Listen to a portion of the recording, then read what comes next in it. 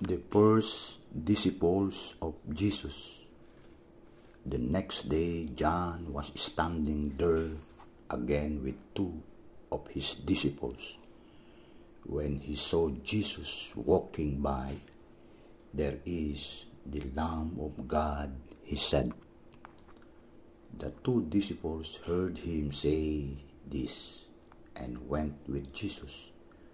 Jesus turned, saw them following him, and asked, "What are you looking for?" They answered, "Where do you live, Rabbi?" This word means teacher. "Come and see," he answered. It was then about 4 o'clock in the afternoon. So they went with him and saw where he lived, and spent the rest of that day with him. One of them was Andrew, Simon Peter's brother.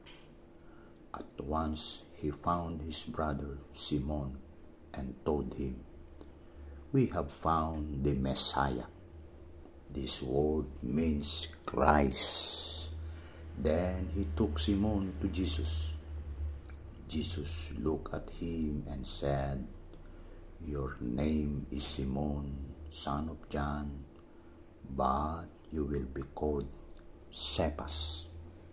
This is the same as Peter and means a rock.